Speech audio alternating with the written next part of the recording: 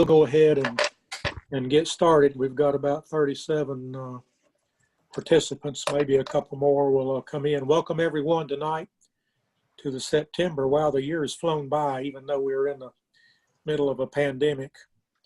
My name's Sam Poindexter, and welcome everybody tonight. I just have a few announcements.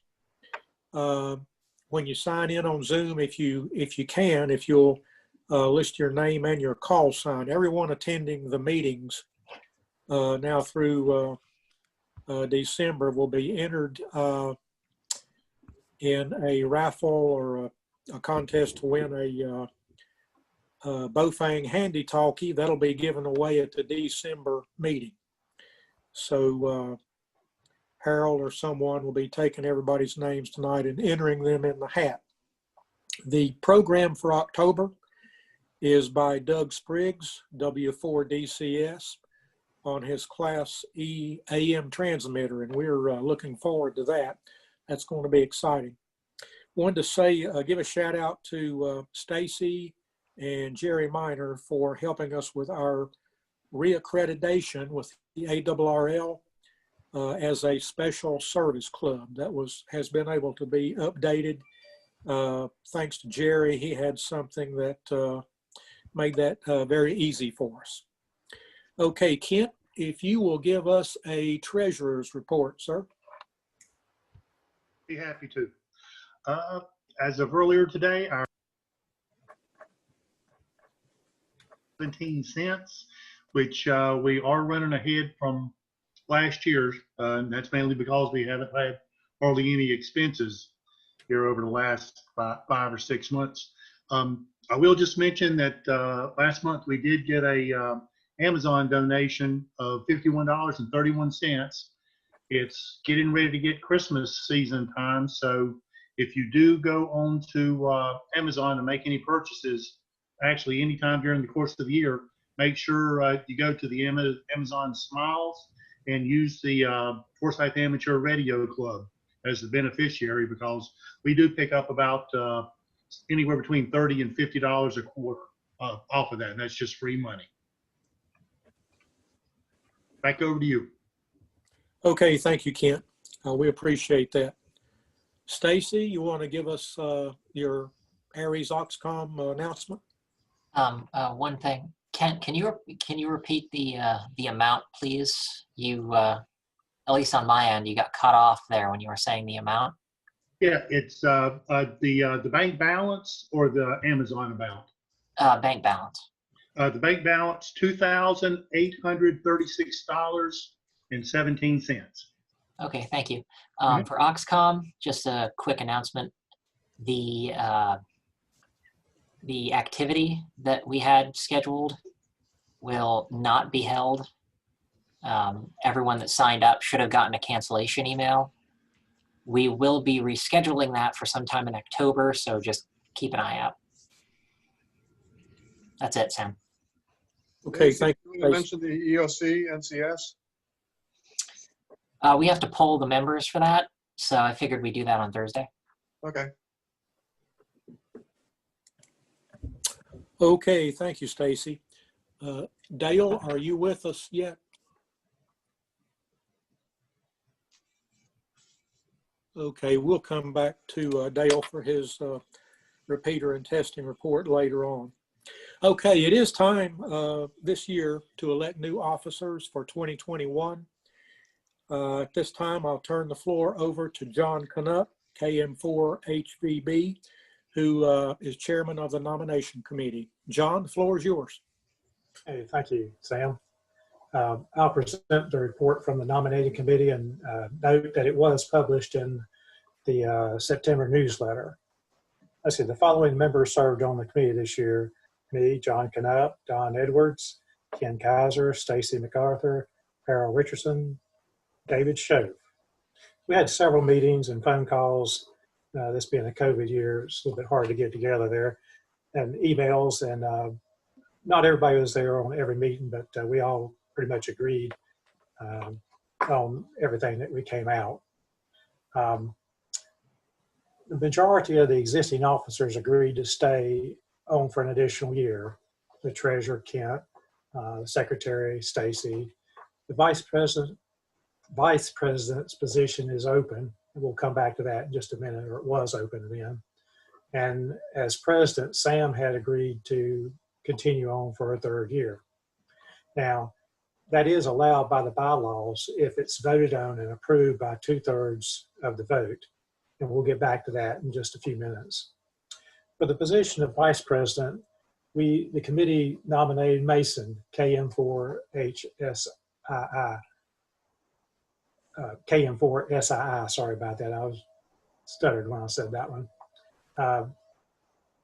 The committee would like to kind of go over that for just a second, just let you know why we nominated Mason.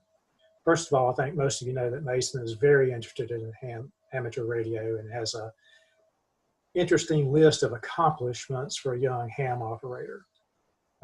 Mason may be able to bring in some more younger members, which is something that we've always tried to do here, or I think that's more important as we age, as some of you guys age out, or some of us age out.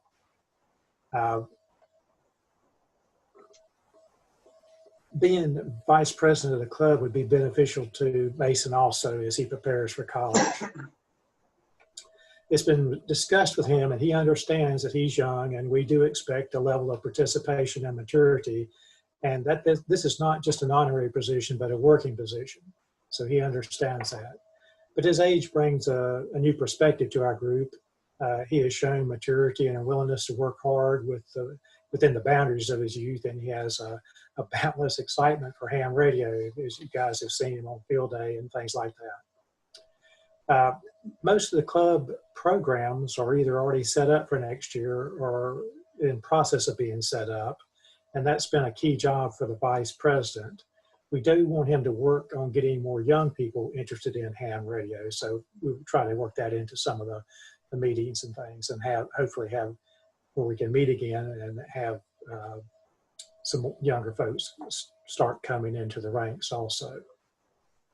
We've talked to his parents before we actually talked to Mason, and we all understand that his education comes first, but everyone is on board with the plan, and including Mason. There's a good likelihood that he may go off to college next year, and we hope so, obviously, but we'll be discussing our options when that happens as provided by the bylaws. So that's our slate of officers, and since it's coming from a committee, I don't think it needs a second.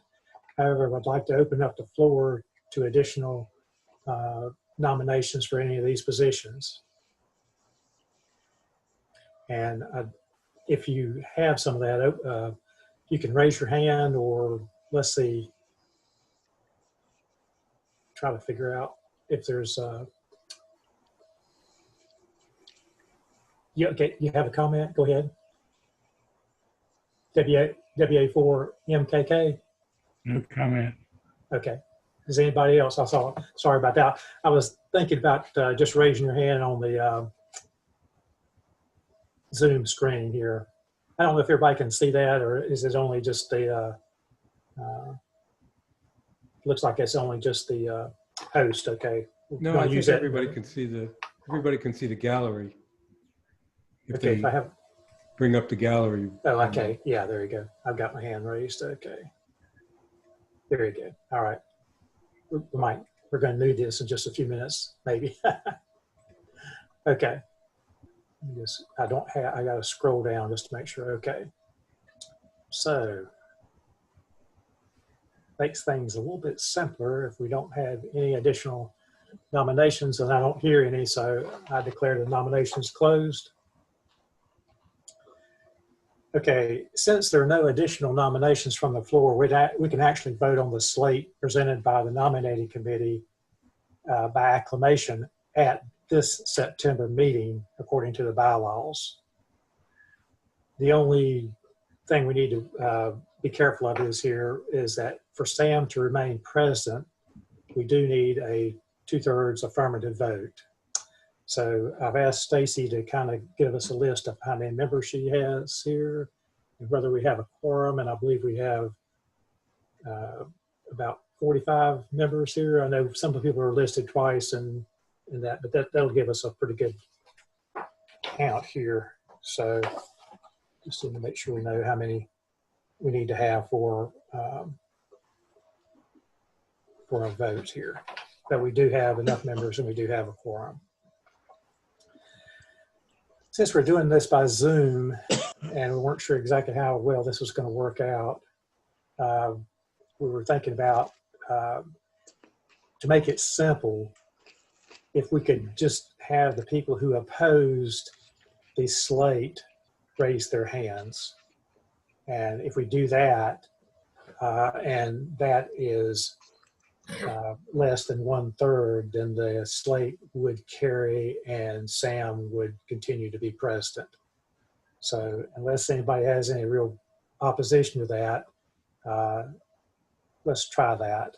So anybody that opposes the slate and opposes Sam, if you will raise your hand on the Zoom meeting, or if you're having problems with that, if you'll just speak up, we'll see how that works out. So go ahead and vote now if you oppose this. I know this is a little backwards, but we're going to try this. If this doesn't work, we'll switch around. Okay, I'm going to scroll up and down through my list here, and I don't see anything there. Did the host see anything, Stacy or Harold? Do you see anything that we need to deal with there? No. Okay. Screen's clear. Okay, so the nays do not carry it, therefore the ayes would have it. And the slate of officers presented by the nominating committee is approved by at least 2/3 of the voting members. So that's what I see. Thank you guys for taking the time to do this, and a big thanks to the members who served on the committee. And I'll turn it back to Sam. Thank you, John. And thanks to the committee for doing that important job. And thanks everyone for your vote of confidence. Looking forward to 2021 and hopefully COVID-19 dissipating and things turn around for us and we get back to the Red Cross and meet. Okay, our presentation tonight is by Ken Kayser, K2KXK. Digital presentation. We're looking forward to it, and I'll just mention that Terry has already put this on the website. So after tonight, you can go back and refer to that. So Ken, the floor is yours. Okay, well, thank you, Sam, and thanks to everybody for joining us tonight. Can we see the screen show, the slideshow? Yes. I shared that screen. Yeah. Yes? Yes, we can see it. Yeah. Okay, great. Yeah. So again, thanks for coming. I hope you enjoy this overview of digital voice for amateur radio. You may see in a little while a couple of calls that you don't recognize join the meeting.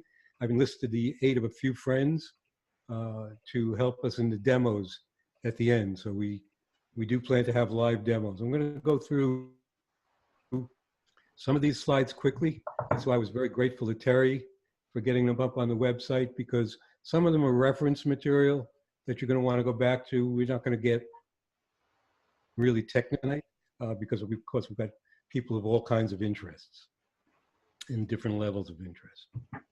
Before I start, I want to give credit where credit is due. I plagiarized many of the materials in this presentation from a gentleman named David Hull out in California.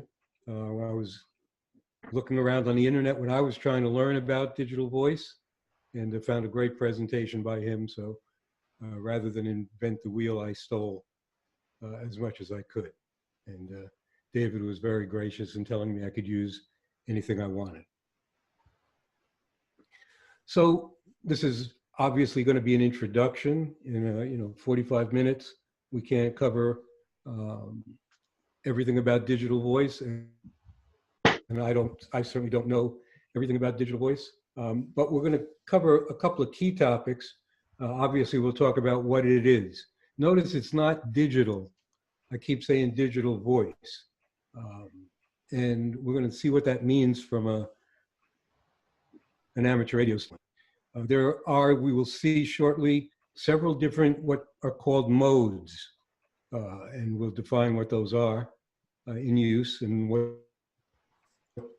how they're similar and how they're different. And then we'll talk about different ways to implement the mode or modes of your choice. Pure radio, hardware, software, combinations, etc. We'll look at some of the available commercial equipment. I've got a slide on my internet connection is unstable. You guys still hearing and seeing me okay? Yes. Yes. I've got a slide of some links that you might be interested in, and then we're going to go to the real-time demos and hope Mr. Murphy is taking the evening off. He very often doesn't when we try to do live demos.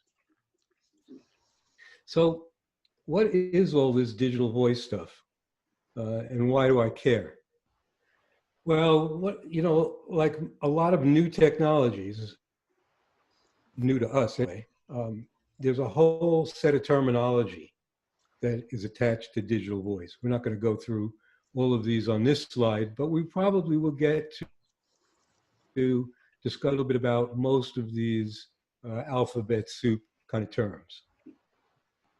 One thing, and I've stressed a couple of times already, that we're talking about digital voice and not digital modes.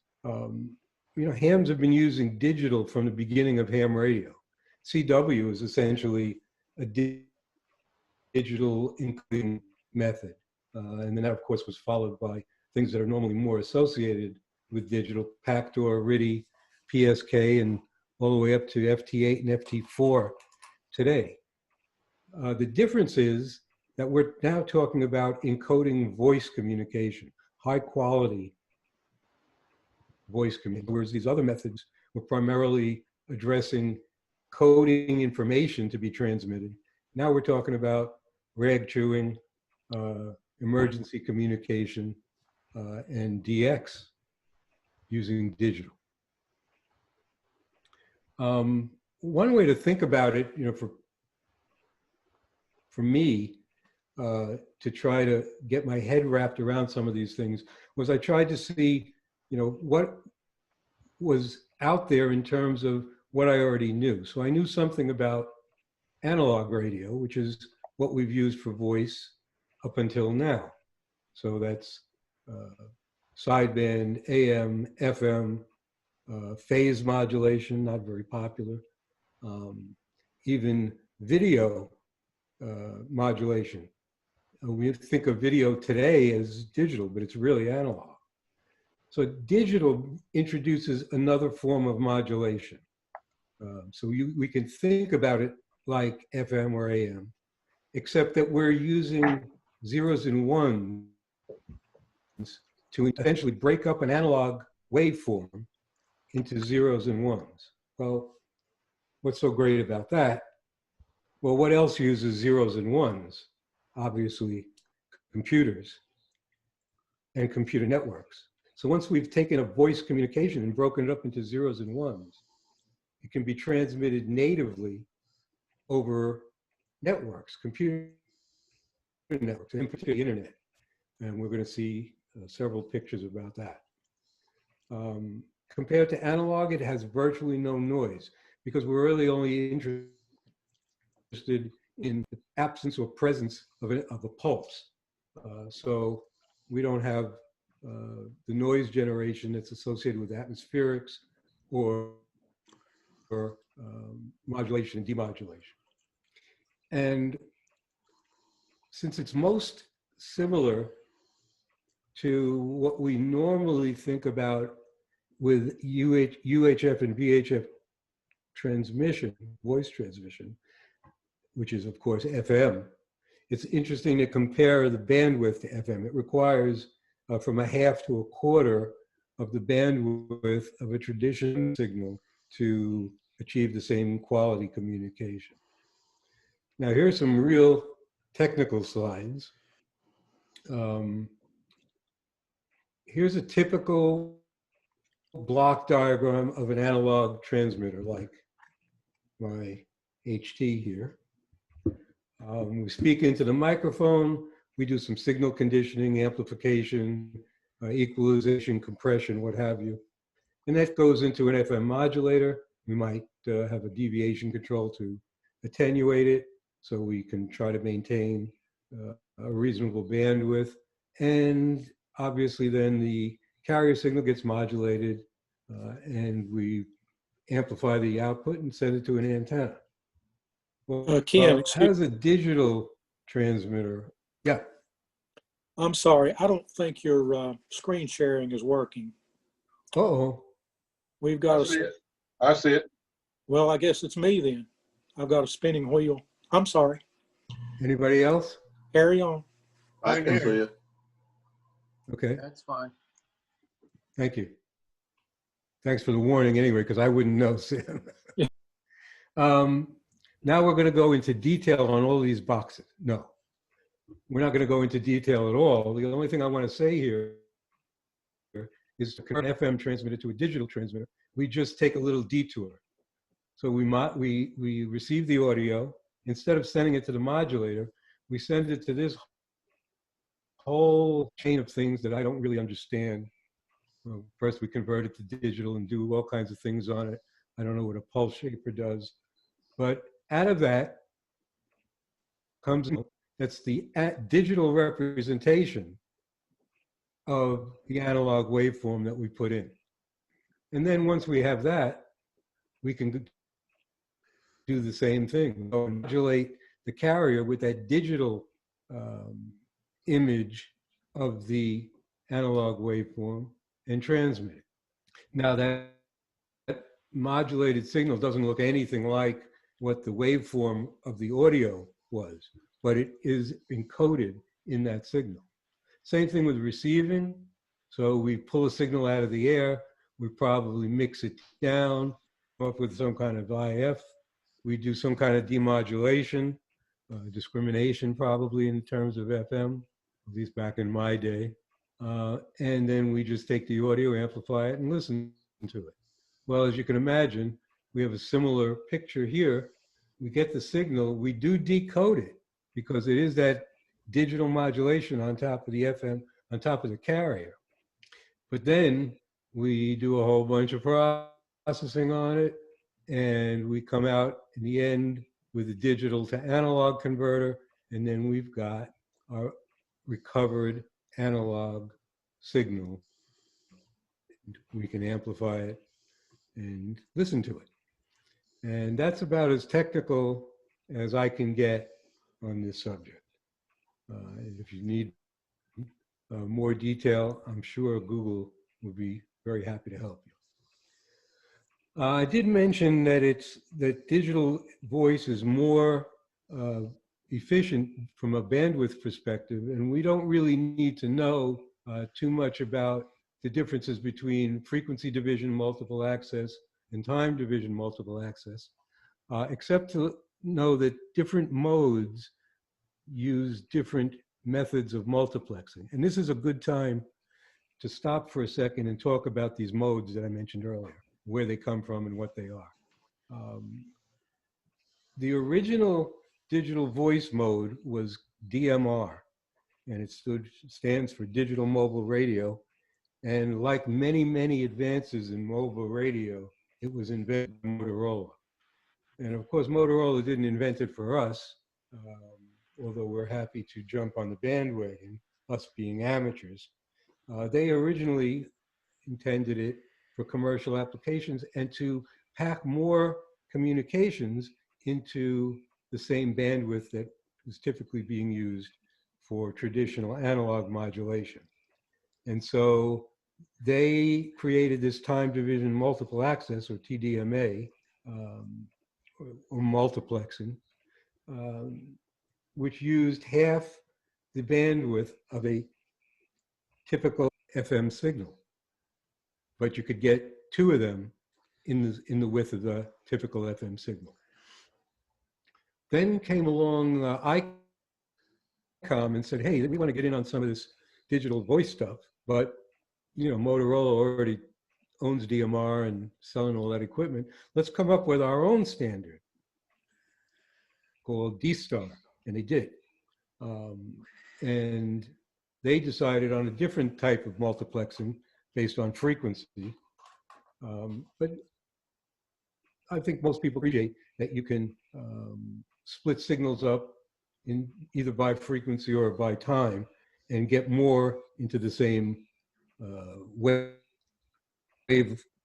RF, or in the case of wires or fiber. Well, then Yaesu came along and said, wait a minute, Motorola's in this, ICOM's in it, ICOM licensed to Kenwood.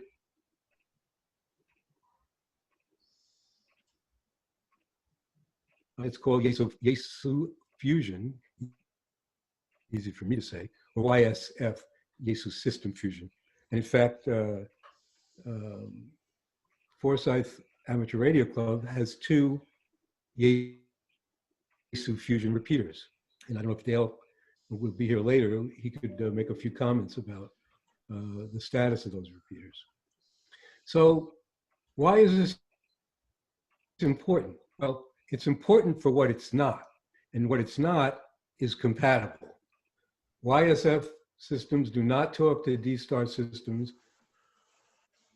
or to DMR systems or to P25 systems or to NXDN systems.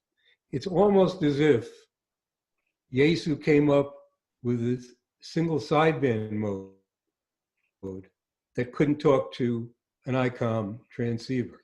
I know that sounds ridiculous, but that's the state of digital voice. Now, there have been attempts to bridge, and not attempts, but there are bridges that exist out in the world so that you can actually, in some cases, cross from one to the other.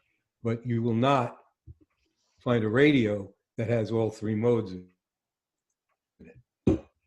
I also mentioned better signal quality, and this kind of goes along with the lower noise. For a given distance near the fringes of a repeater coverage, digital will be much better than analog voice because you don't have the noise.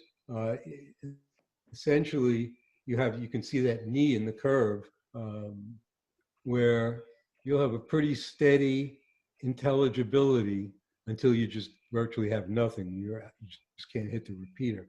Whereas with analog, we all know the deteriorating signal quality as we get further away from the repeater. Okay, let's talk about some basic ways that we can use, at least some of these can be used with analog or digital voice transmission. Clearly, simplex, HT to HT or radio to radio. Obviously, we've been doing that for as long as there's been amateur radio, up through HTs and other forms. Obviously, HF is mostly simplex. The next step up the ladder is using a repeater. So when we can't communicate effectively point to point, we can use a repeater, which as long as I'm in range of the repeater, say GAF is in range of the same repeater, we can talk to each other. In analog terms, we probably both need to be using the same PL tone. In digital terms, if we're on DMR, we'd need to be using the same talk group. And in fusion terms, we'd need to be in the same room. We'll talk a little bit more about those terms in a minute. The big difference comes in the ability to do what's called wide area networking. And that is essentially via the internet. So now with digital, since it's all encoded in zeros and ones, we can connect repeaters via the internet.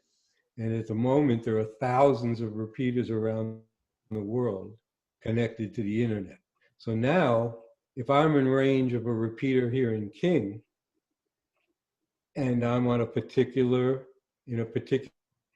room, I can talk to anyone in the world that's in range of another repeater that's in the same room, or in the case of DMR, the same talk group. Now, I will say that when I first started looking at this, and I was looking at DMR because, as you'll see, it's the cheapest form, and most people that know me would say that makes sense, that you'd be looking at the cheapest form of communication. I asked everybody that I talked to about DMR, what is this thing, what is this talk group thing? And frankly, everybody that's using one of these digital voice modes knows exactly what a talk group is. It's just really hard to seems really hard to explain. So I'm going to give you my best way to explain it.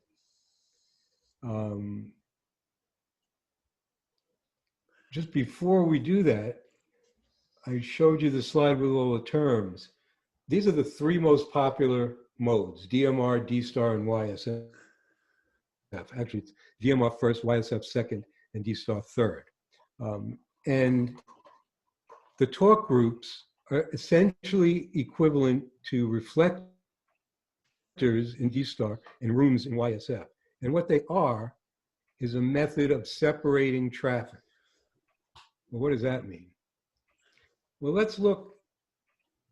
These aren't called talk groups, but I kind of said, let's think of it similar to what we call PL, a private line, in the analog world. So Motorola, again, invented private line.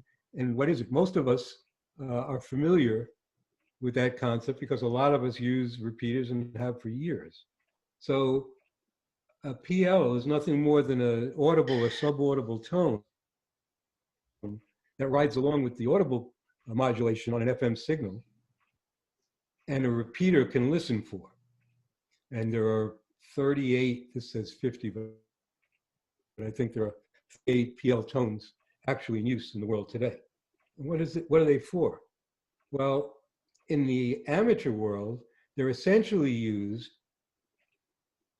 to prevent interference from nearby repeaters. So if two repeaters are close enough that the RF signals will travel comfortably between them, how do you prevent someone in King from interfering with someone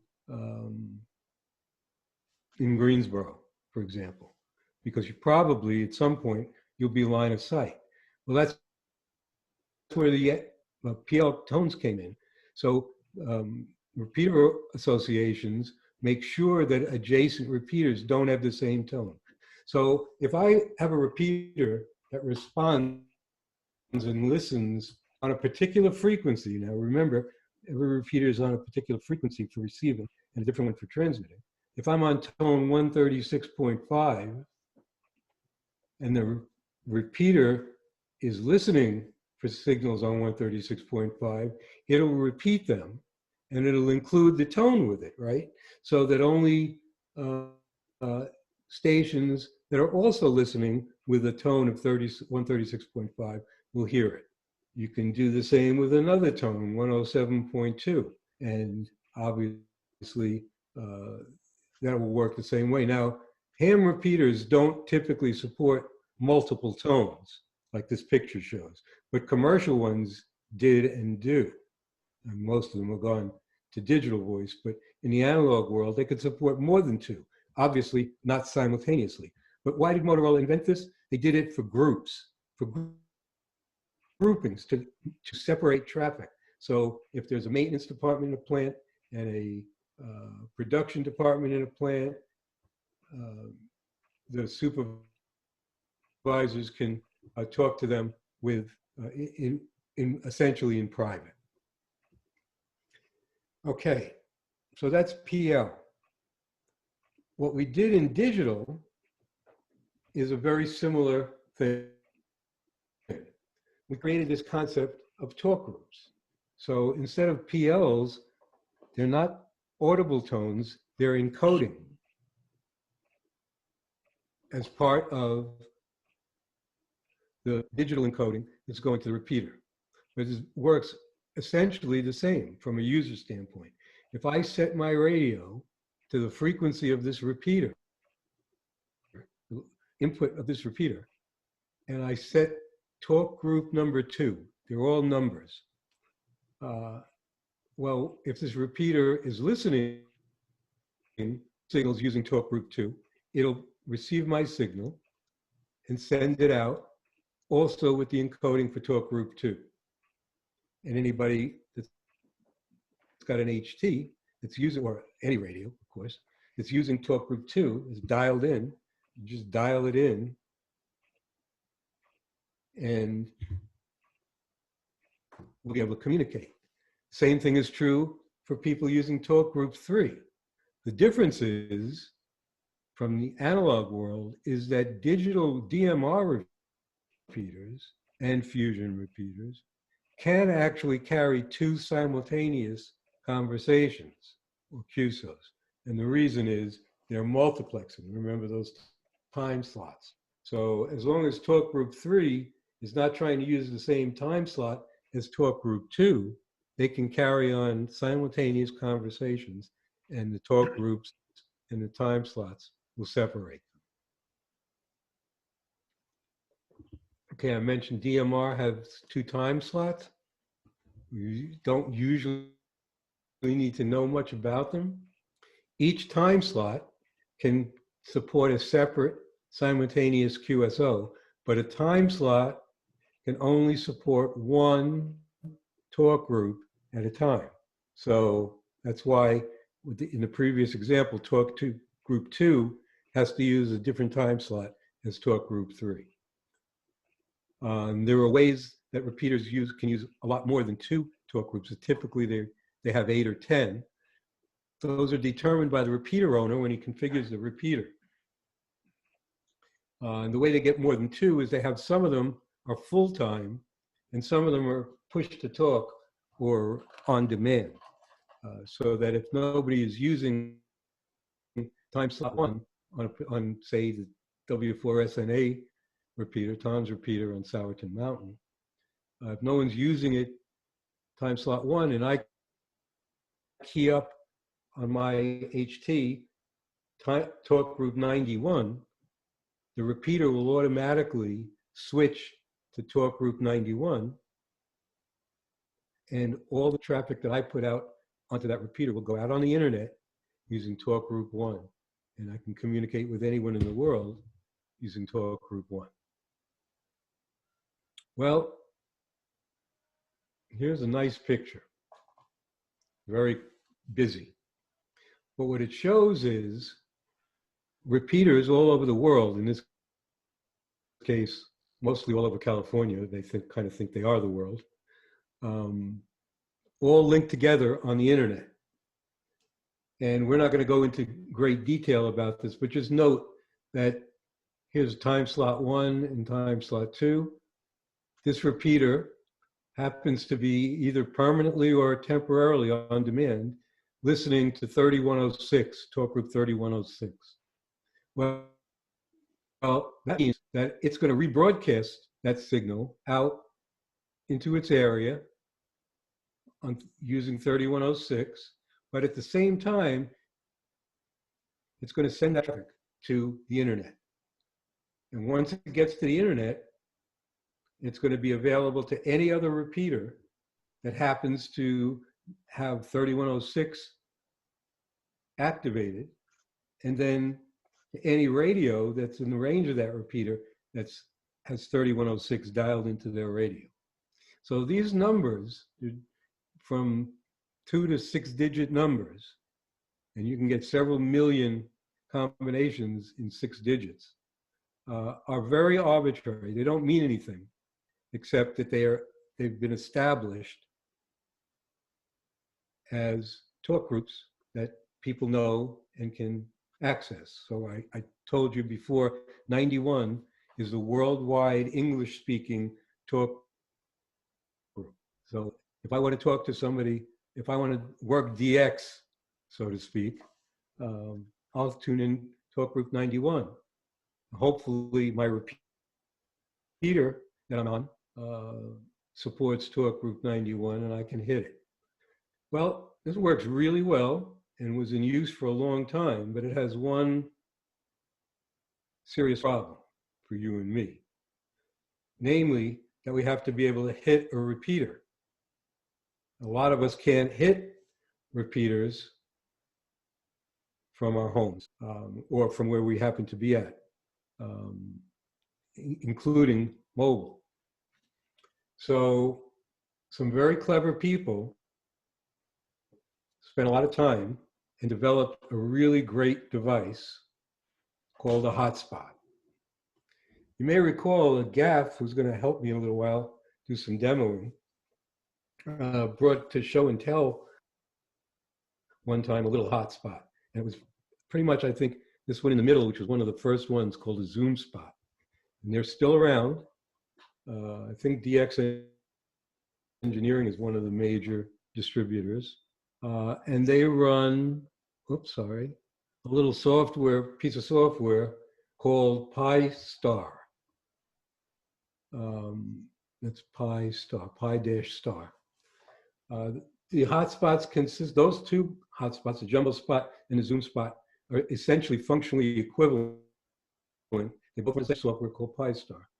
They both include Raspberry Pis, little Raspberry Pis. So what they are essentially are individual repeaters or personal repeaters. You can see they all have little rubber ducks on them. So obviously they're going to receive and transmit signals. But unlike repeaters, which will receive a signal on one frequency and repeat it on another frequency, these guys transmit and receive on the same frequency. But the other side of the RF deck goes to the internet. So they repeat your signal on the internet and then receive the internet signals and send back to your radio. As I said, the two on the left are pretty much equivalent. Shark OpenSpot is a proprietary device. Its advantage, its claim to fame, is that it can bridge multiple modes in real time. So if I have a DMR radio like this one, and I want to talk to somebody using a SF radio, the OpenSpot is the way to do that without using any external bridges. Well, how does that fit into the whole picture? Here is the same picture we had, but up here in the upper left, I've added a radio and a hotspot. So now I can tune in any talk group I want on this radio. I've already preset the same frequency on the radio and the hotspot, so they can talk to each other. And when I make a transmission, say on talk group 3106, the hotspot takes that transmission and puts it out on the internet. And then, just like when this guy was talking on this repeater on 3106, anybody else in the world that either has a hotspot or access to a repeater that's tuned to 3106 can communicate with me. Now that's hundreds of thousands, if not millions, of simultaneous transmissions, QSOs going on worldwide at the same time. And it's managed by a worldwide network of servers that I don't really know anything about. I do know that in the US, most countries have one. The US has three because of the number of users we have and also for redundancy. They're called the Brandmeister Network, and I don't know why they're called that. Maybe somebody else does. It really doesn't matter. Well, that was really good. And that really is what set off the, I would call an explosion or the real growth of digital voice. Because now, with an HT and a hotspot, total combination of which is under $200, as we'll see, I can get on any talk group I want, or if I want to go with Fusion. This is a picture for DMR just because I'm more comfortable with DMR, but the same applies to Fusion and D-Star and any of the other modes. Well, then some people said, well, if my goal is really to put a digital signal out on the internet so that other people can receive my digital signal out on the internet, do I really need a radio? And the answer is no. So they invented this thing called the USB dongle. And what is that? Most of us have experience with dongles like memory sticks to plug into a USB port, or keyboard and mouse dongle. Well, this is a digital voice dongle. It's got a special chip in it that does the encoding and decoding from analog to digital. There can be a lot of horsepower required, and so dedicated hardware was used. Well, how does this work? You plug it in to a USB port on either a Windows computer, a Linux computer, or a Mac, and you run this software called BlueDV, and you can then run BlueDV on either another Windows, the same Windows machine, the same Linux machine, or another Windows machine, or, and this is the cool part in my opinion, any Android client. So any Android phone, any Android tablet, any Android laptop,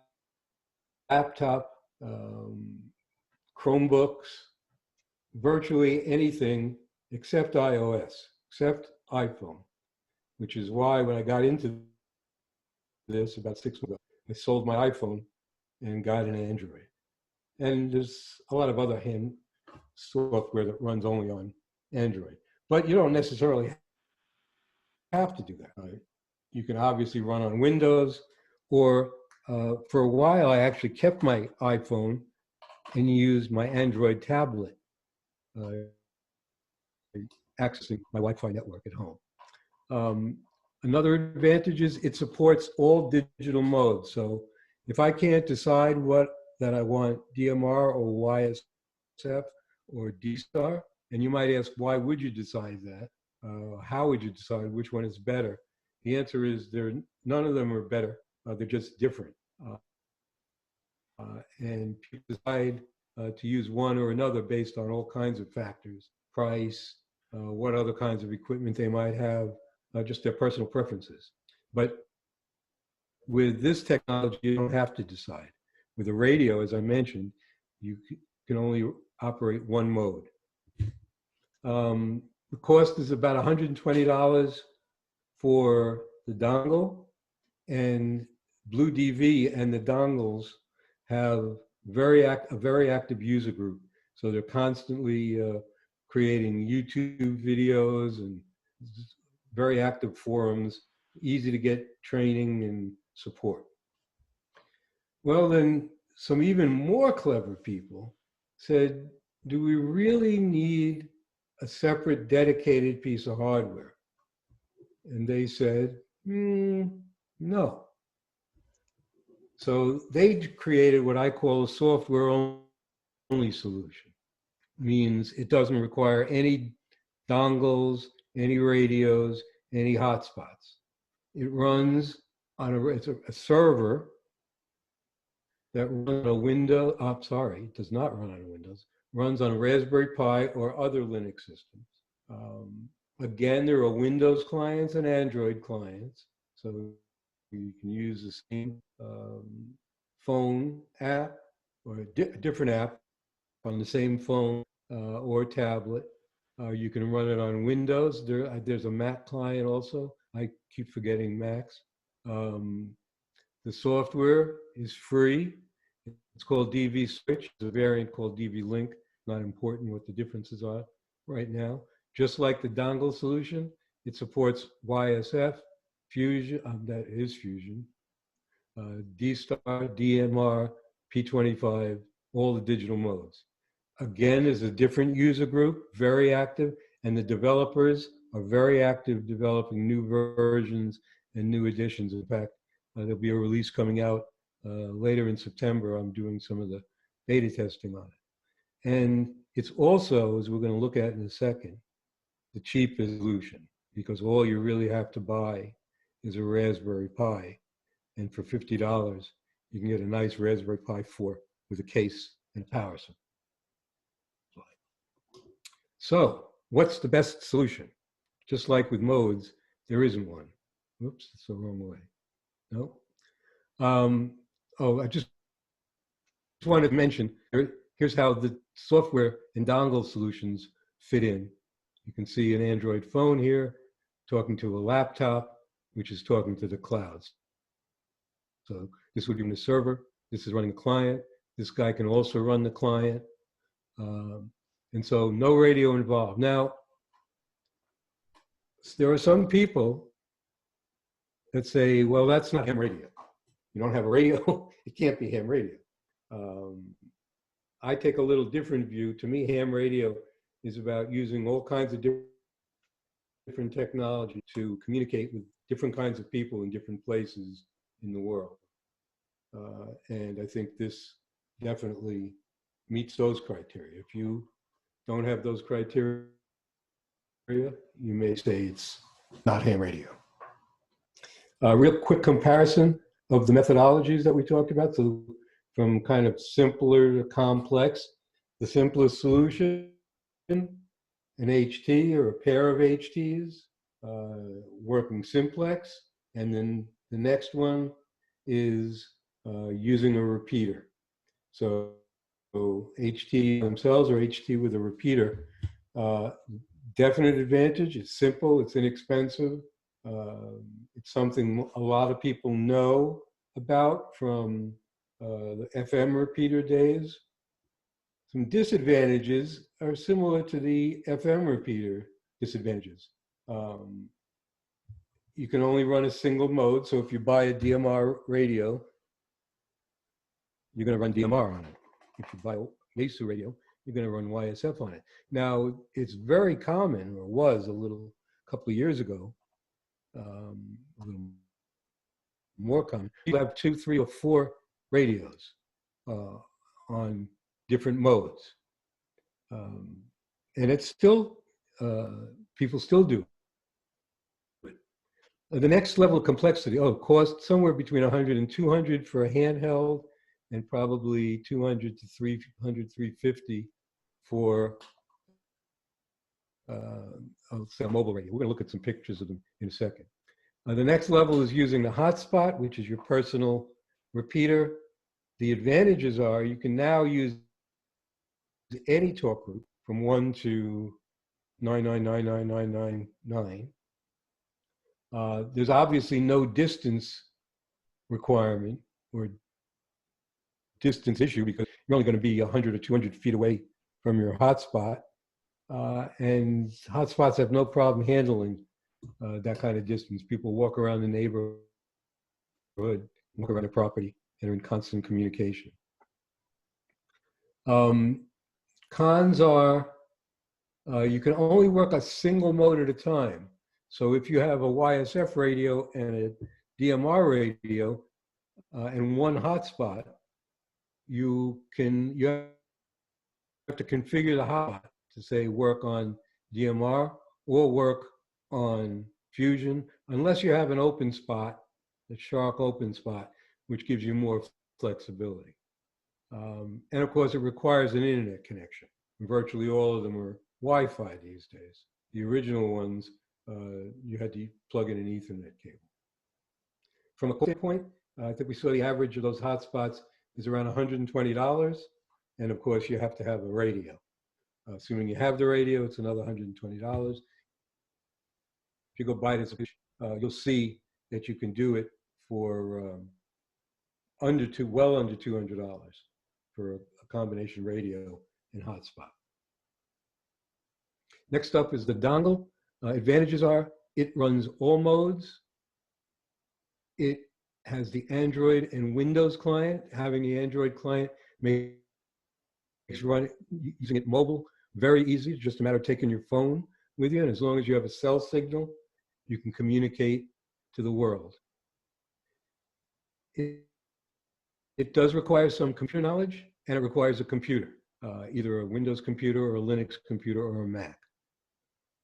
From a cost standpoint, about $120 for the dongle. And of course, you have to have the computer, but you don't need a radio. And then finally, in my opinion, kind of the most fun for me has been playing with the software-only solution, which is DV Switch, and it is all mode Android and Windows client, easy mobile, and cheap, which is a real good requirement for me. From a disadvantage standpoint, it requires a Raspberry Pi and some more knowledge, some more computer knowledge. It's a little more complex than the dongle solution, but it's not something that most hams can't handle. So that's kind of the comparison. If we want to look at some pictures of equipment, if you want your own real repeater to put on a mountain, it's going to cost you about $2,000 for a DMR repeater. Mobile radio. Now these slides are kind of out of date, and like most things in electronics and technology, the prices have come down. So you can get a good mobile radio, DMR radio, in the $250 to $350 range. So that's a permanently mounted mobile radio. And from the HT standpoint, which is by far the most popular, I would say if you listen on any of the modes, you'll find 8 out of 10 people are using hotspots, and 7 of those are using HTs. Probably the most popular is the Anytone series. I think this is an older model. The new model is about the same price, about $175, somewhere in there. DX Engineering sells them, as do I'm sure all the dealers sell Anytone. It's very popular. 2 other popular ones these days are the MD380 and the Radioddity GD77, and you can see why they're very popular. They cost under $100. I think I paid $85 shipped from mine from Amazon. Mine's a TYT MD380. And the GD77's become even more popular lately because someone in Australia has written some really cool replacement firmware for it. So rather than running the factory firmware, you can reflash it and do all kinds of tricks. Supposedly it does everything Anytone does and more. Now you can see some of the original equipment was much higher priced. Why would you pay that much? I don't know. I guess durability. You can get waterproof ones. There's all kinds of radios out there. E-Star, a little more expensive, was and still is, mostly because it's not as popular, so they don't sell as many. It's ICOM's methodology. They licensed it to Kenwood, so you can see you can get both ICOM and Kenwood D-Star radios. And Fusion, from a repeater standpoint, back when we bought ours, Fark that is, there was a special that Yaesu was offering to clubs. I don't know if it was quite $500. I think it might have been closer to $600. Some of you guys probably know that better than I do. From an HT standpoint, Yaesu was always a little more expensive, but they've started to come down now. There's radios in the $150 to $200 range for Fusion. So that's it for the equipment. I mentioned I was going to have a slide of resources, and hopefully that's useful to you. And as I said, you can probably Google most of the day and find out all kinds of additional resources. My favorite one is DMR for Dummies. It was very apropos for me because I certainly was a dummy when it came to this stuff. And to a certain extent, I'm no expert by any means. There's a lot to learn, and I'm learning stuff every day. But I think that's a big part of the fun, at least for me. So we're going to see if we can't get some demos done. I'm planning essentially 3 different demos, depending on what the technology allows us to do and what the and who's available. So let's see, I'm trying to mirror my Android phone to my screen. We'll see if that works.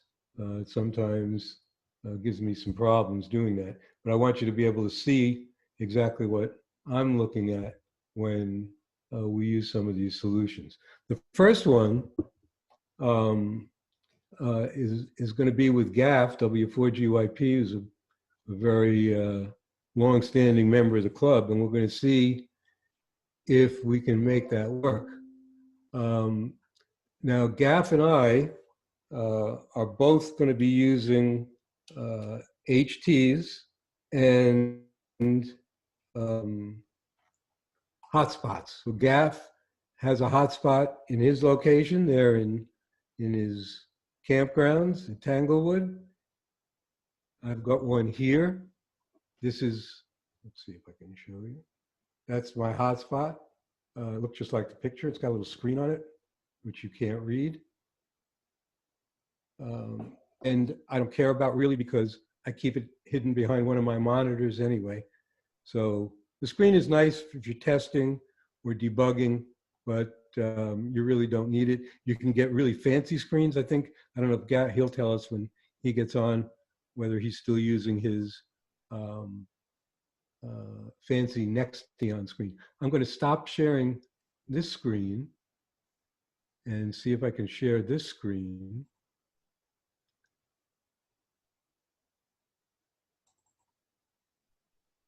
Which is the software that I was talking about. Can people see that PyStar or not? Yes. I don't, you can see PyStar? Yes, we can. Oh, great. Okay, I'm going to move it. So you don't have to know anything about the software. It's just kind of fun to watch. To go from one talk group to another with a PyStar, you have to ka-chunk the repeater. You set your radio to that talk group and ka-chunk the repeater. The difference is when you hear those chunks and they sound annoying, you're going to know who it is because every time somebody transmits, their call appears on the PyStar. So let's see if we can raise GAF. W4GYP, W4GYP, K2KXK, how copy?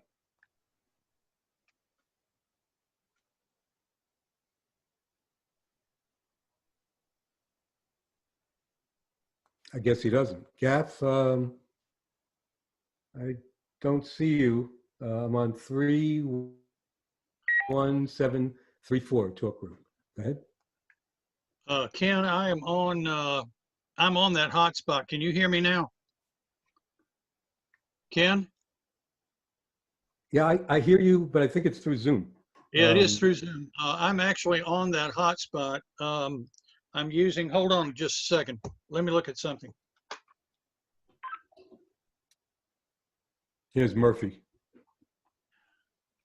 I'm chunking it, but it's not coming through for some reason. Let me look at one thing here. See, if we didn't have Zoom, we could never make any digital contacts. But sometimes we text to each other.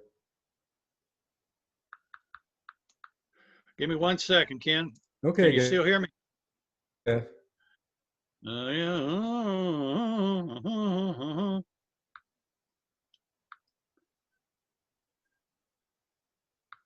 So you can see me transmitting. You notice on the PyStar, I'm holding down a key now, and it says transmitting. It's counting the seconds, and it's saying that the source is RF. It's receiving an RF signal. This is K2KXK. Now, if we see somebody else come up on here, it won't be RF because they're not exposed to my hotspot. Go ahead, Gav. Yeah. For some reason, it's coming up on my hotspot. It's coming up that I'm connected. I've got an IP address that's actually connected to my phone because that's what I use for a hotspot out here in the campground. But for some reason, I am not going through and coming up on the gateway for some reason. Okay. You don't think it has? Huh? You don't think it has to do with this talk group? It's just you're not getting out over the I'm not, cell network? it's coming up. I don't know whether it's this talk group or not. Okay. Let me try something. Give me 1 second here. 5, 4, 3, 2, 1, 9, 1. Refresh your screen, In the meantime, Ken. yeah. Sorry, who's talking? I said refresh your screen. Oh, okay.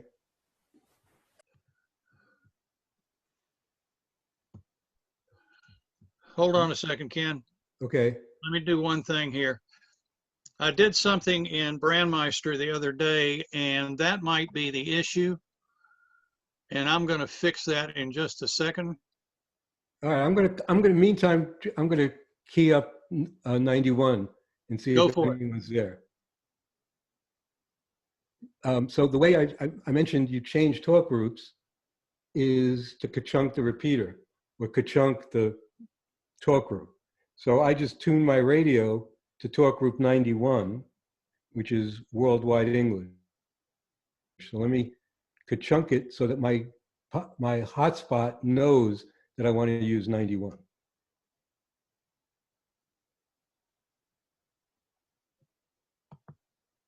Okay, you can see that now the hotspot is on 91. Maybe it's me. Okay, Bobby's not seeing any change in screen. It's been fixed for a while. Anybody else? No change. Do you see 91 in the target? Negative. No? No. Okay, let I me. think you need to stop share and then reshare Yeah, I think this. you're right.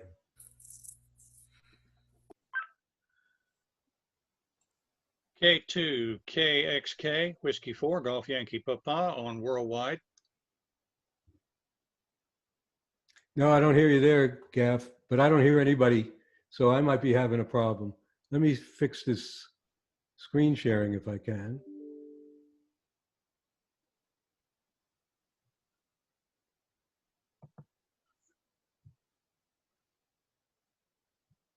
Stop share.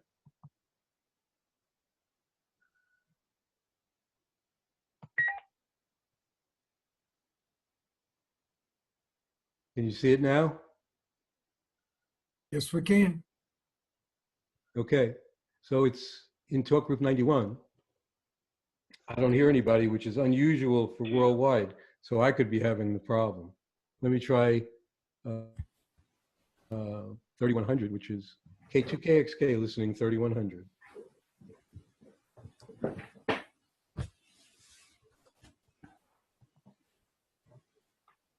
That's unusual not to get a call. K2KXK looking for a radio check on talk group 3100.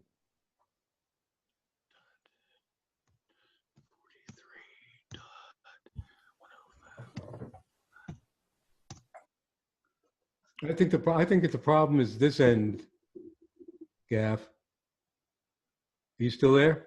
Yeah, still here. Okay. Let me try something else. Although it might not be. What's that? I said it might not be. Well, we can try a different method. So what I'm going to do is,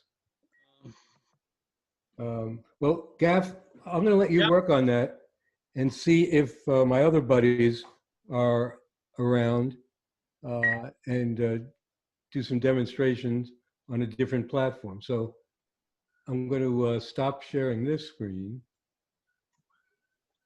And I'm going to start sharing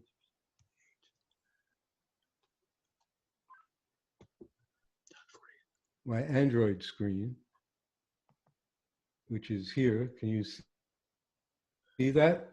Bobby sees a glider. Okay. All right. No, that's a jet. Ken, Yeah. this is Gaff.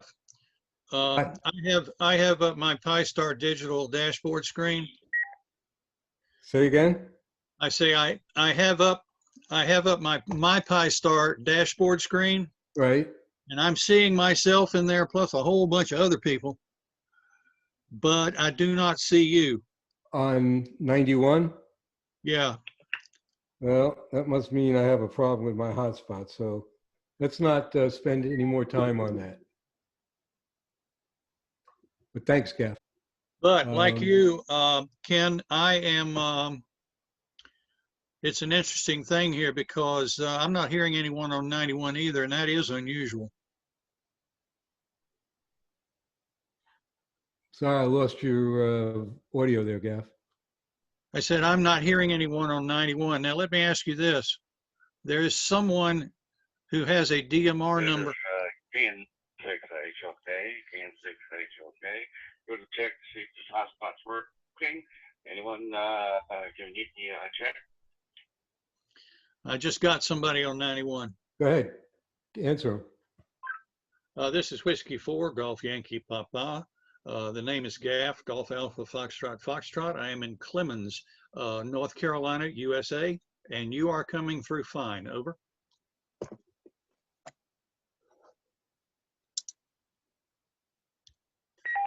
Yeah, Gaff, I got you going here. How are you? Your call sign W4GYP. This is K6H. Okay, I just finally got this hotspot working.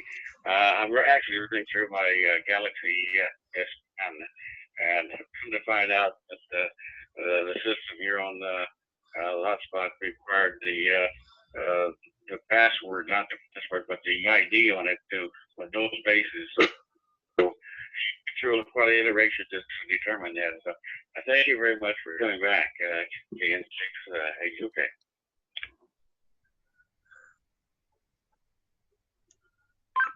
Not a problem, brother. Welcome to the world of DMR. This is Whiskey 4, Golf Yankee Papa, and I will be clear. Okay, well, thanks, Gaff. I'm also changing out of worldwide because sometimes you get caught on there and there's so much traffic you can't get off of it. Right. Yeah, go ahead. That gentleman, when he came on just a minute ago, all I'm seeing is his DMR number. I'm not seeing his call sign. So evidently he's not filled out some stuff. He's maybe new. Yeah, he's probably new. So what happens is there's a worldwide database maintained of you get a DMR ID when you want to get on DMR, or actually the same is used on the other modes, and it registers your call and name and location. So when you receive somebody, it comes up name and location and call will appear on the screen, which is pretty cool. It's just a added benefit of digital. So I'm going to Gav, thank you very much for that. Okay. Ken? Yeah. May I add one thing very quickly? I don't know if you want to use me anymore this evening, but I would like to add one additional bit of information. Please, anything you can think of. You went through the choices very well, I think, and you got down to the last one about the dongle that was $50. There's actually a less expensive one which costs $0. If you've got a Windows computer or an Android phone, you can Google Peanut Radio. This is by David Palin in the Netherlands, and download the software. And basically what you will do is send David a copy, like a PDF file of your ham registration. If you've got a technical license or above, you send that a PDF file and you send it to him, and he will authorize you to use Peanut Radio, and you can use it on your Windows computer or analog telephone. It costs nothing. It's got a lot of different talk groups in it. You don't, you can't put any more talk groups in there. They manage which talk groups are in there. But basically you can go on there and you can talk to anybody in the world with a technical license. It's called Peanut Radio by David Palin. You can get there's a dashboard that you can see who's on it. And once David sends you an authorization, you put that in the setup and you are allowed to use Peanut Radio.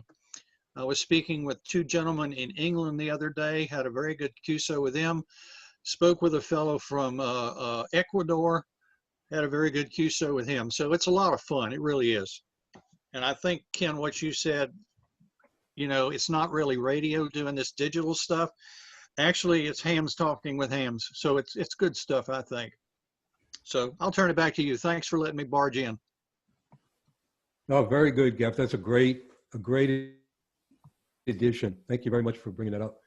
I've not used Peanut, but I know people that are really into this stuff, that build servers and things like that. I think it's great. So he's the same gentleman, David Palin, that wrote maintains the Blue DV software, which we'll Yes, it is. be looking at shortly. So yeah, Peanut Radio, if anyone's interested in trying it with no investment, that's a great way to get into the world of digital. Okay, I'm going to try my next demo. Hopefully it'll be a little more successful. And Gav, I'm glad you made a QSO there so people could hear what it's all about. It does work. We're going to try to talk. Yeah, it definitely does. I'm going to try to talk to Dave in Maine and Rich in Wilmington on Fusion. If you can see my screen here, this is DV Switch client for Android. And you can see it's in YSF mode.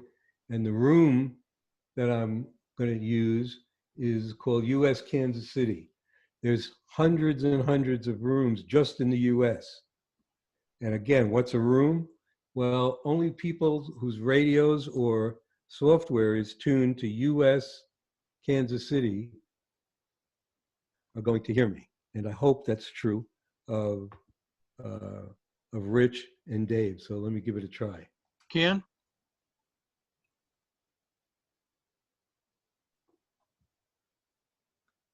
N4ASA, this is K2KXK. How copy, Dave?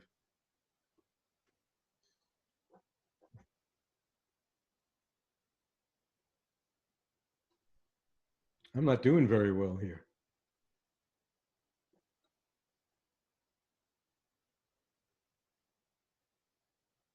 Rich, are you in there?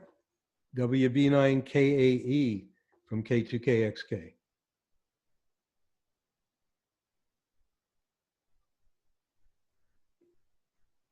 You got Spectrum Internet, don't you? Well, this just doesn't want to work for me. Well, you can see the software. Yeah, looks nice. This software, as I mentioned, can operate in any mode. So if I want to change the mode from YSF, I'll press this, hold this A key, and I can switch, say, to DMR. And now blue is DMR. I can select some other options, like what server I want to use. And then I can select a talk group. I can do that either by typing it in or going from a established list that I've created or that I've modified. You would think that I could get one of these to work. So we'll see if this one's going to work. N4ASA K2KXK.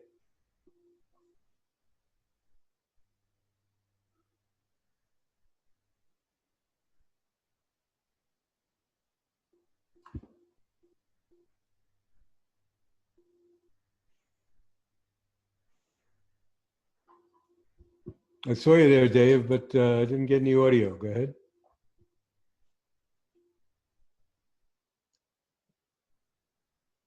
So you can see here why I'm not hearing him. I don't know. But that's N4ASA. Oh, no, I don't know why I'm not hearing Dave. Let's see if Rich is there. WB9KAE, K2KXK.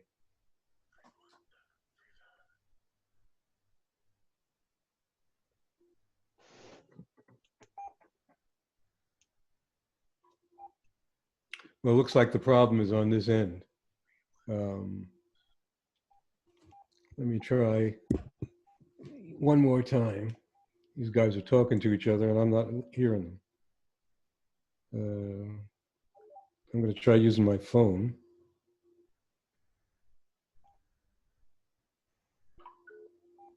You know, anytime you try a live demo, you know you're asking for trouble. Yeah, it's on Kim's end. And we're both full copy. Okay. WB9 KAE, K2KXK. Is that better?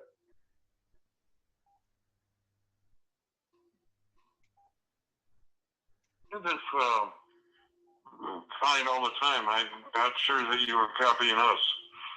Over. Yeah, okay. I don't know what's, it obviously has something to do with mirroring my Android device. So I'm using my phone.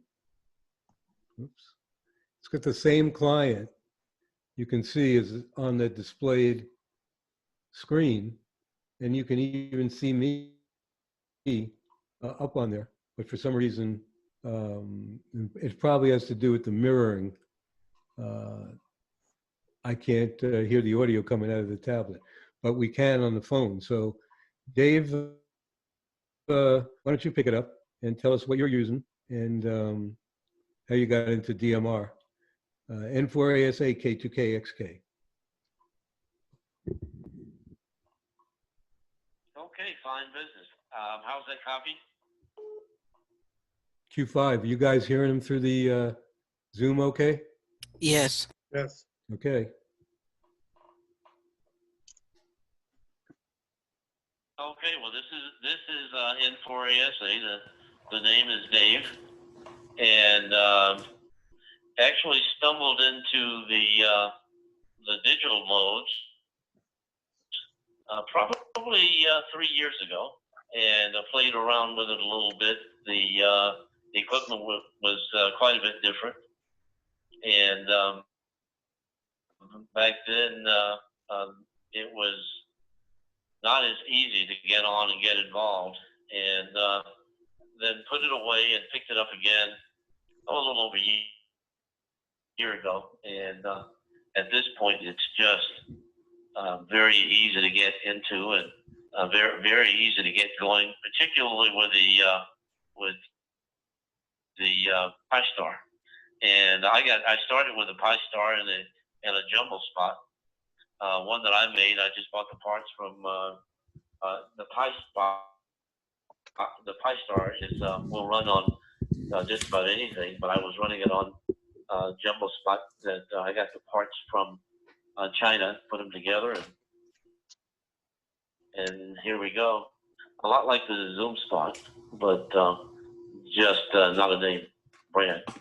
Anyway, I've been enjoying this ever since. I enjoy the fact that, you know, we've got DMR, we got D-Star and Fusion all at our fingertips here, and we really enjoy it. A little partial these days to a form called QRM, the QRM network, which is the DMR network, and myself, K2KXK, WB9KAE, and several others have quite a bit of fun on a regular basis. The big thing about doing this is that it's always reliable, and Except when the you audio demo. typically always as good as you hear it here. I'm going to put me on key. So with that said, I mean, it's just an absolute fun mode, and we've been experimenting with this through. I'm on Blue DVD CD for Windows right now, so I'm running the Windows client, sitting at my desk, and I'm actually talking through a USB microphone. But my favorite way of doing this is to grab my Android phone, get in the car, and tool around and run it through an Ambi server that's running on a Raspberry Pi, and I can basically talk wherever I am and whenever I want to talk. So let me not hog it anymore. I'll pass it back to you, Ken. And I imagine you've probably talked to these guys about all that stuff. So K2KXK and for ASA. Yeah, very good, Dave. Well, thank you very much for that. Was great, great introduction. And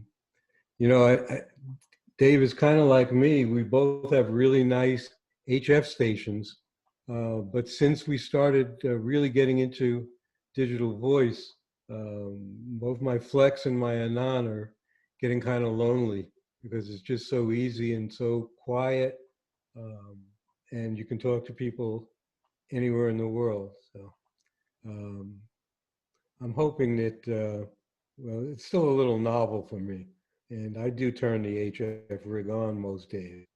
So hopefully I'll stay with that. Rich, why don't you tell us what you're doing over there out by the ocean? WB9KAE, K2KXK.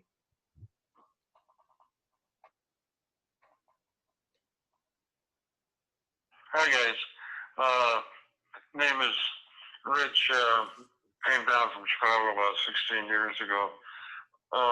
When we moved in here, I had just decided I wasn't going to be in ham radio anymore. I had a somewhat decent station up in the Chicago suburbs, and it was fine. But I just got, I don't know, it became less intriguing, let's put it this way. I've been a ham since 1962, good Lord.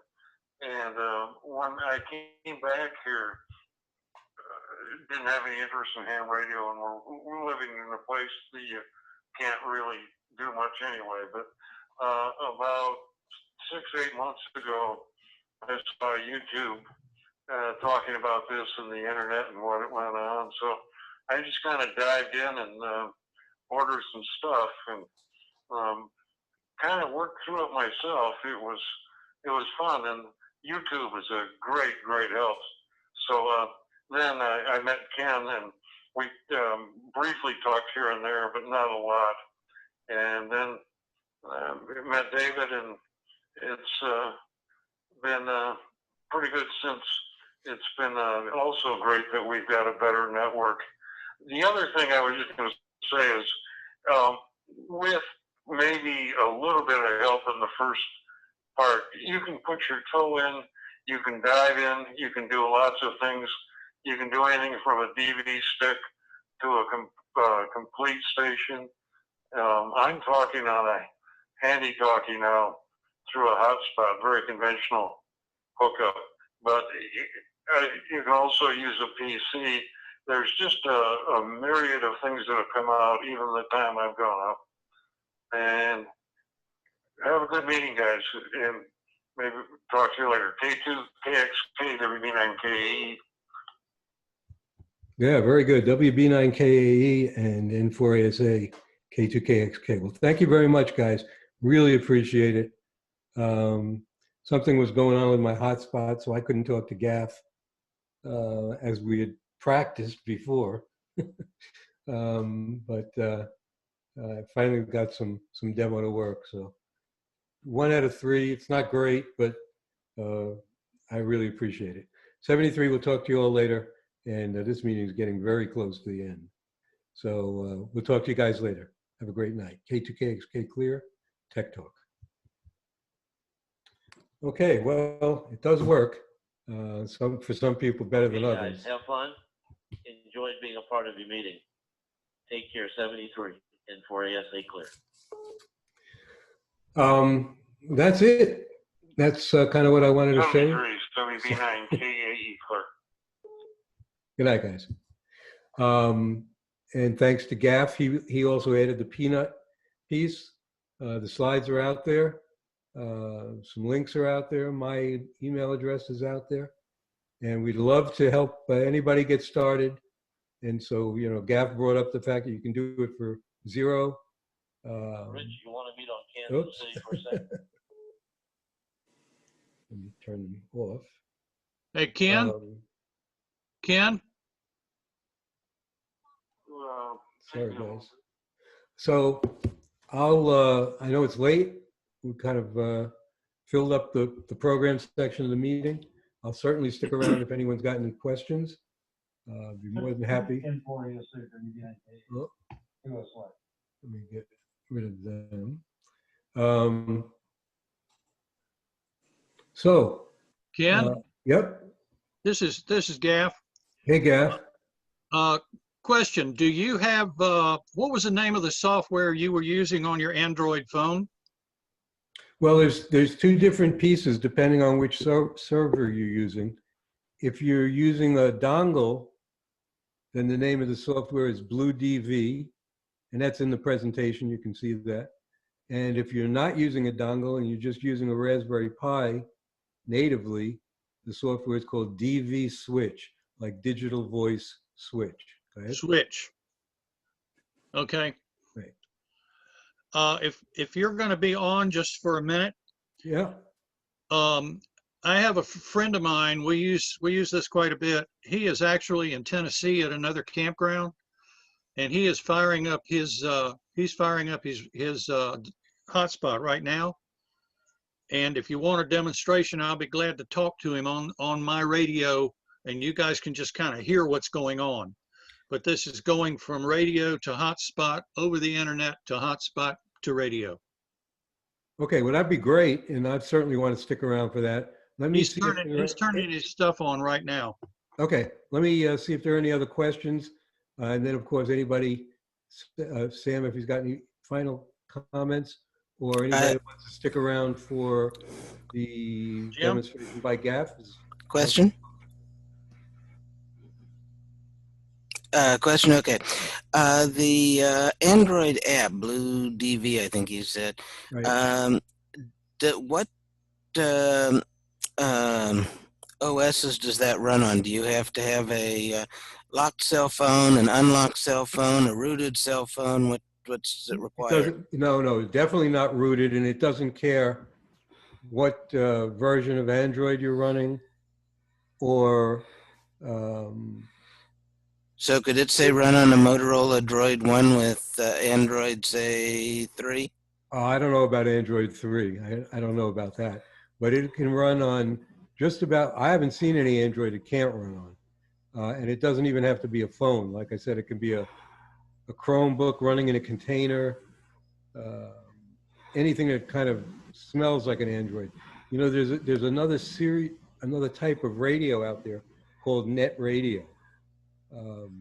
Which is kind of a cross between a phone and a radio, and it runs on that. So it'll run on just about anything that'll run Android, and it's got a speaker and a microphone. Okay, so it should be able to run, say, on a Kindle Fire? Yes, it'll run on a Kindle Fire.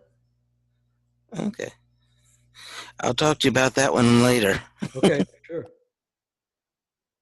Any other questions?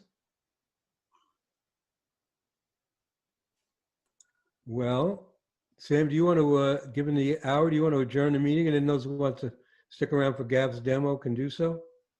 Yeah, we'll do that, Ken. Thank you very much. I've just got a couple of things to wrap it up. And go for it.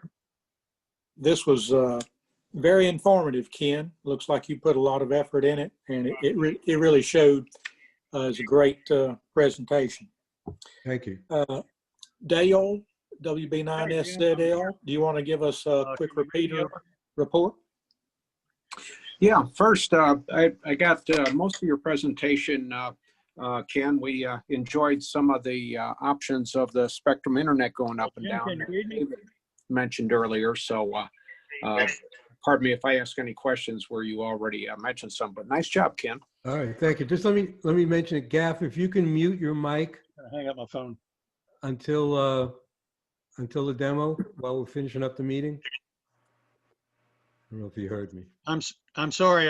I'll put this on mute. Thank you. Sorry, Dale. Oh, no, that's fine.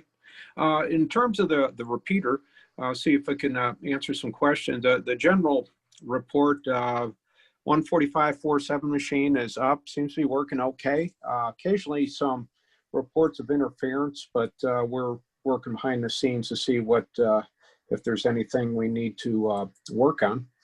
And the 6.4 machine, 146.64 and 444.275 machines still at the Baptist Hospital. We don't have access there, so until we can get up there, it's basically 6.4 is up, it's running, but the range is limited, and 444.275 we'll look at probably see if we could run that either at home or someplace else if we can get enough antenna height.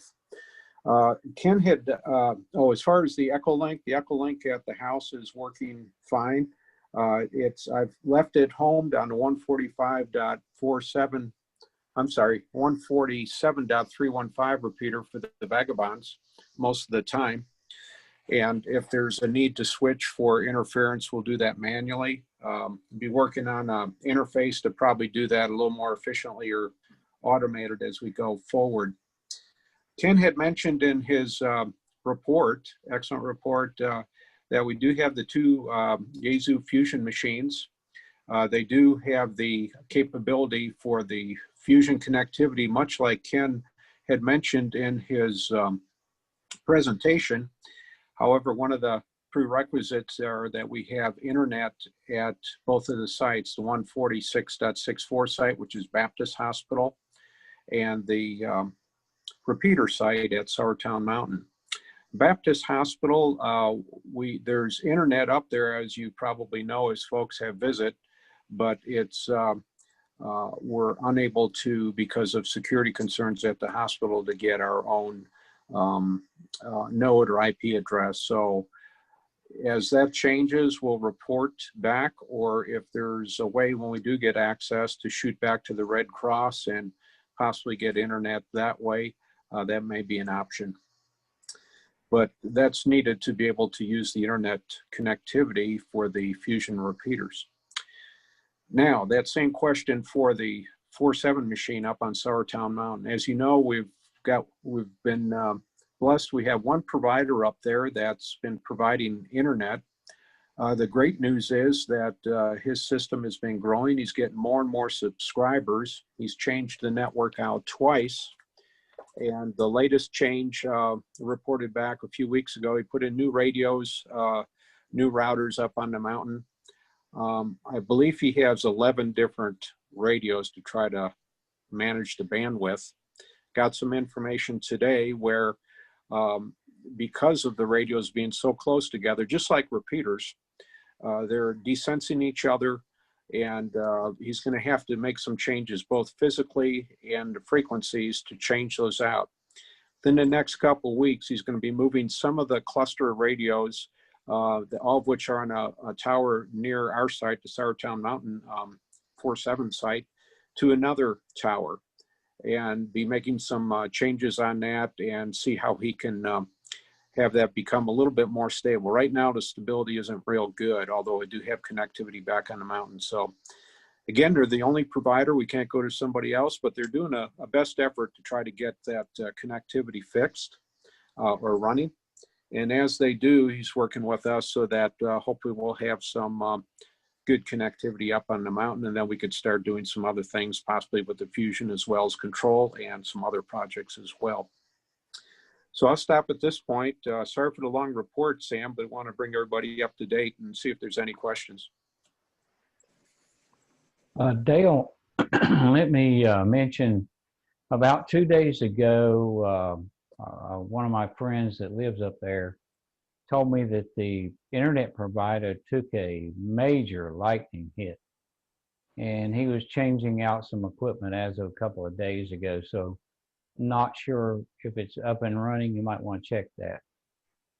Okay, I haven't checked it for about 2 days, but thanks for letting me know. Yeah, part of the issue was, and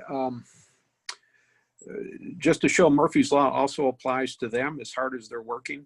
He had some equipment on order, was scheduled to come to the mountain, and I guess the provider, or there was some mix up, they sent it to somebody else. So he's now working with another provider to get that same equipment. Hopefully they'll send it to him. So, you know, things happen. But yeah, thanks for the report, Jerry, and we'll try giving it a try. I say it's been about a couple days since we've tried some connectivity up there. We can get up to the mountain to the server, but you know, we still have the port issue where building a separate router to put in there to hopefully get the raw internet so we can manage that instead of trying to have them manage it in the bridge. Any other questions? Okay, thank you, folks. Back to you, Sam. Okay, thank you, Dale. We appreciate that. Just quickly remind everyone of the technical talk and discussion meeting Wednesday.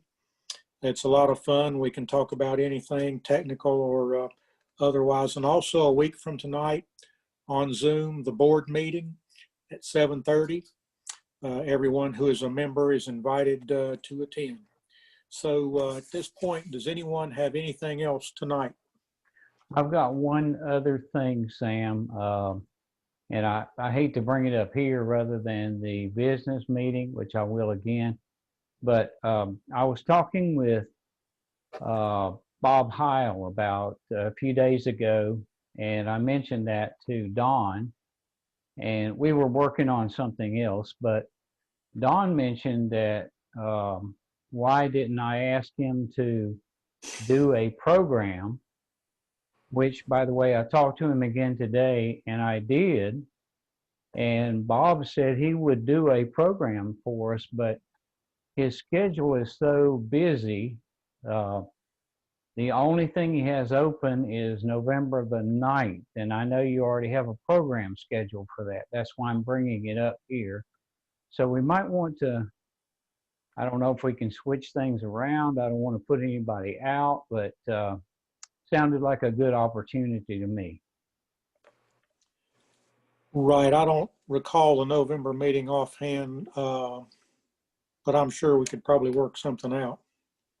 Well, if I wanted to just, you know, if we can figure that out, I can confirm that with him, and then we're on. So Bob is most happy to do it on Zoom here.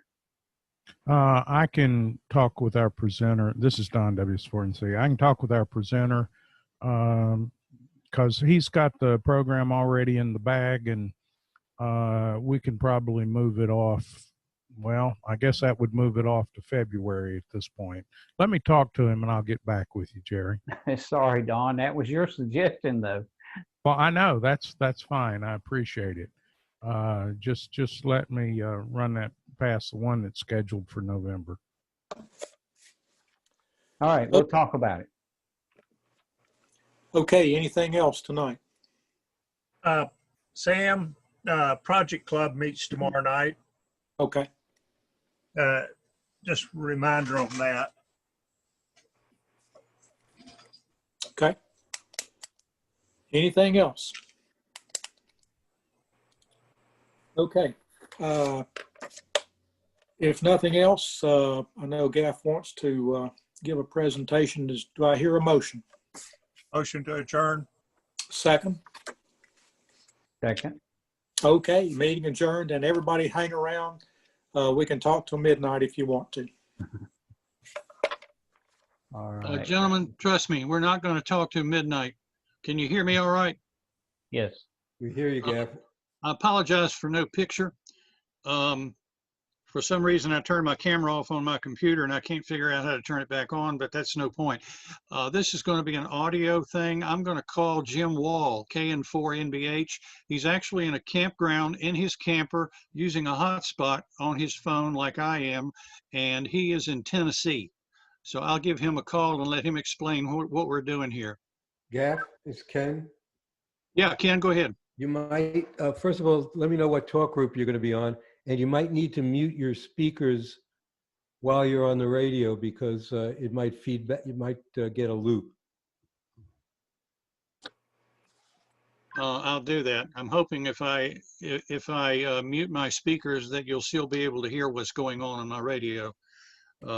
with my microphone. The talk group, Ken, is actually Jim Wall's DMR number. It's a private line. So we're not on a talk group as such. We're using his DMR number, which I can give to you if you want it. Well, I'll listen through the Zoom meeting, but I think I can. Go ahead. Just go ahead and carry on. Okay, doke. Let me mute my sound here.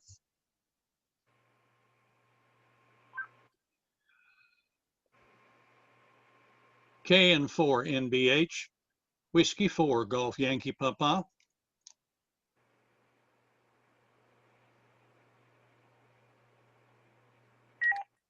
Whiskey 4 Golf Yankee Papa, KN4 NBH. Go ahead, Gav.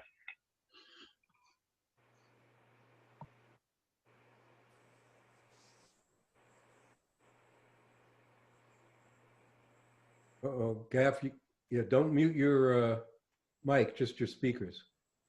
Okay, could you hear that? Yeah, affirmative. Yes. You can get it a little closer to your mic. Yeah, I am. Okay, here we go.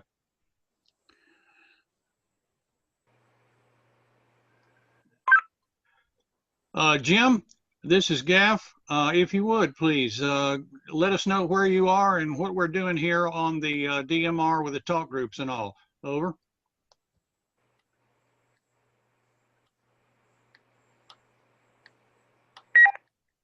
Well, good evening to you, Gaff. I'm actually located at a campground just west of Sevierville, Tennessee. We're right on Douglas Lake. It's a little, well, it's not little. It's got about 178 sites called Anchor Down, and a really nice place. It's our first time camping here. And what I'm doing, I'm talking to you on a Anytone 878 DMR radio. I'm using a Zoom spot hotspot, and then going through my phone internet is what we're doing at this point. And then the talk group I'm using is actually my call sign. It's through Brandmeister, and it's where Gaff and I could have. It's not really private conversation. Anybody could put my DMR number in and hear us, as we're talking. But it's just not tying up a statewide talk group or a regional talk group or something like that. But anyway, you're coming in very clear and hearing you good here in near Sevierville, Tennessee. Okie dokie. Well, hang on a second, Jim. I'll be back to you. Gentlemen, could you hear that all right? Yeah, it came through real well, Gaff. Okay. Well, he is in, like I said, he's in Sevierville, Tennessee, and at a campground, and we're just using his DMR ID to do what we're doing. We're not using a talk group of any kind, like Brandmeister. Well, actually, we are using his Brandmeister ID, but other than that, that's pretty much it. It works, guys. It really does.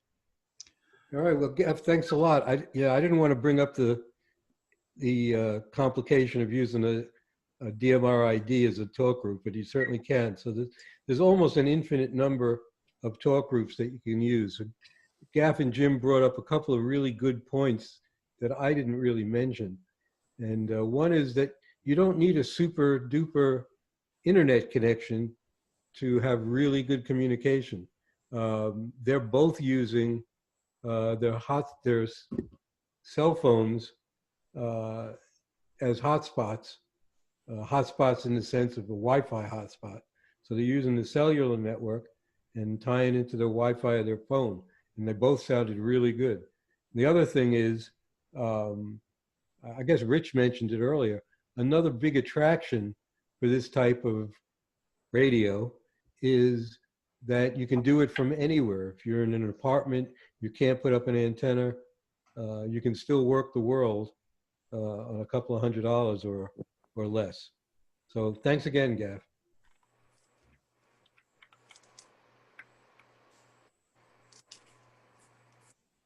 All right, anybody else have any questions, or I'll just turn the floor over to the group for anything else they might want to talk about. Ken, Yes. excellent presentation. Thank you very much for that.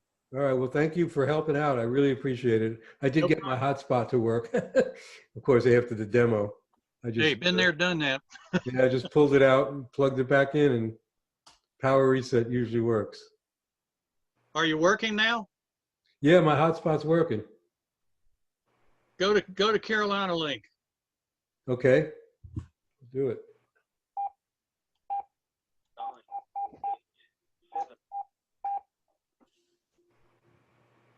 W4GYP K2KXK. Still not hearing you.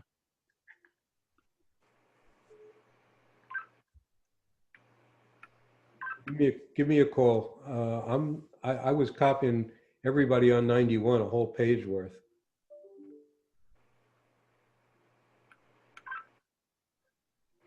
Kilo 2, Kilo X-ray Kilo, Whiskey 4, Golf Yankee Papa. Nope, we're not going to get to do it tonight. 31734 Brandmeister. 31374 is where I'm doing. 31734. 31734. Yeah, I think that's the Carolina link. Isn't 3173 just Carolina? Try North. 3137 is in North Carolina. Have you got that one? Yeah, Roger. I'll call you there. W4 GYP K2KXK. GYP K2KXK.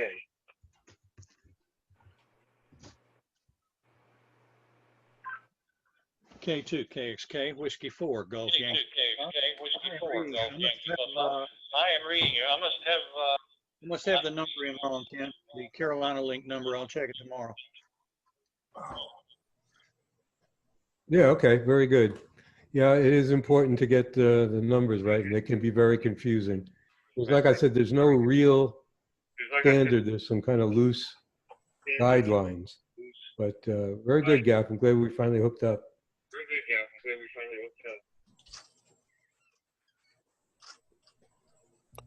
hooked up. Ken, question? Apologize here. That's why I didn't do very well in school. I'm a little bit dyslexic with numbers. Over. Yeah, me too. No problem. You can go back to your buddy there and tell him I said hey and thanks for the help. Thanks for the help. I'll do it, my friend. Whiskey 4, Golf Yankee Papa, clear of North Carolina room. Very good. 73 K2KXK, clear North Carolina. Ken, Okay. question? Well, Ken, question? yes, sir. All the demos so far tonight involved, if I understood it correctly, going through one of the servers that basically service the world. Is that right? Yeah, I think you said there were 3 in the United States for D-Star and something similar for DMR. Is that right? Did I understand correctly? Yeah, actually, those 3 I was showing was a DMR network. And the reason that we're using that is that we can't both hit the same repeater. Go ahead. Okay. But what okay. Is there any way to use the DMR or the D-Star without going through those servers if they go away with time or situation? Is there any way to that anybody can set up their own server for DMR or D-Star?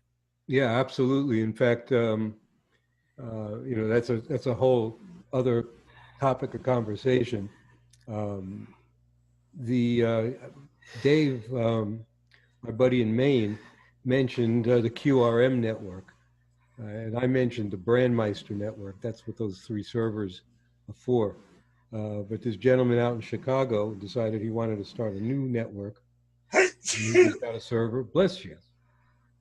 Okay, and these new servers use the same protocol, right? You don't need to, the users don't need to change the software. They just select a different server, right? Absolutely correct. Yep. Okay, that's good. Yeah, it's pretty obsolescence proof at this point. That's a good feature. All right. All right, well, I will definitely talk to you later about, hopefully in less than a month. If Okay. I don't call you in a month, you call me. I'll do it. All right. Well, thanks, guys. Thanks, everybody, for hanging around and paying attention. Definitely appreciate it.